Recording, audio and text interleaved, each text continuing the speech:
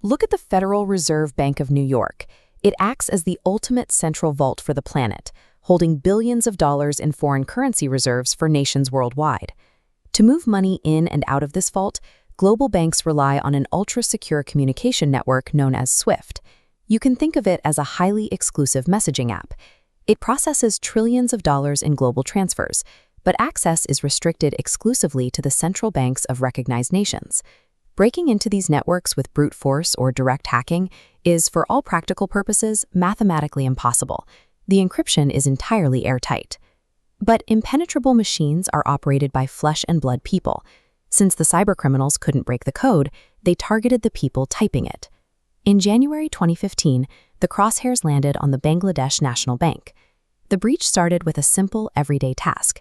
A bank employee received a phishing email containing a job applicant's resume. The employee opened the message and clicked to download the attached zip file. That single click quietly activated a piece of malware. It bypassed the bank's internal firewalls, installed a backdoor, and opened an encrypted communication channel to the hackers, all without triggering a single system alarm. One of the most sophisticated financial networks on Earth was compromised by a mundane office routine. For an entire year, the malware sat silently in the system. The hackers used it purely to watch.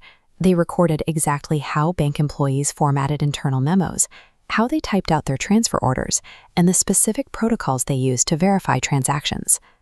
While the malware watched, the thieves physically prepared. Using fake identities, they opened 5 bank accounts in the Philippines and 1 in Sri Lanka. They deposited a mere $500 into each and then let them sit completely dormant. The hackers weren't simply trying to steal login credentials. They needed to learn how to mimic the exact cadence, language, and behavior of the bank staff. To empty the vault, they had to become perfect digital ghosts of the people authorized to open it. On Thursday night, February 4th, 2016, the hackers made their move. They accessed the SWIFT terminal and sent out 35 separate transfer requests to the New York Fed. The total ask was $951 million.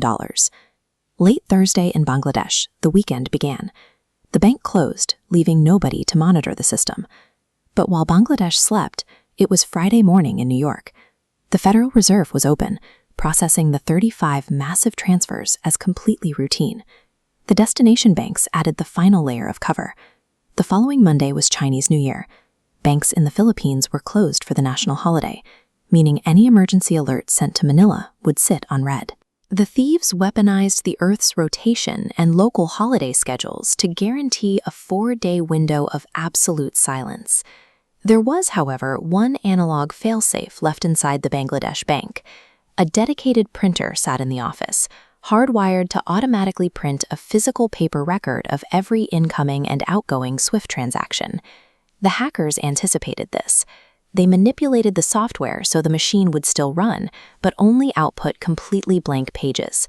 When the duty employee checked the machine and found empty paper, they assumed the printer was merely glitching and set it aside to deal with later.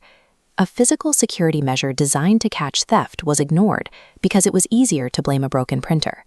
The plan was working. The New York Fed began approving the requests, and millions of dollars started flowing toward the dormant accounts in Asia. One specific request authorized a $20 million transfer to a supposed charity operating in Sri Lanka. The money was routed through a correspondent bank in Germany. When typing out the destination account, the hackers made a mistake. Instead of spelling the word foundation with an O, they spelled it foundation. That single missing letter flagged the transaction at the German routing bank. A clerk noticed the spelling error and reached out to the New York Fed for clarification. This immediately triggered a massive internal review, and the Fed froze the remaining $850 million in pending transfers. The most calculated cyber heist in history was derailed by a simple typo. The typo stopped the bulk of the theft, but it was too late for the first batch of transfers. $81 million had already cleared the Fed and landed in the Philippine accounts. When the Bangladesh bank finally realized what was happening, they sent emergency stop payment orders to Manila. Those orders were intentionally ignored by a corrupt branch manager. The cash was quickly withdrawn, converted into chips at local casinos, and washed clean. 10 years later, the perpetrators remain unknown, and the $81 million has never been found.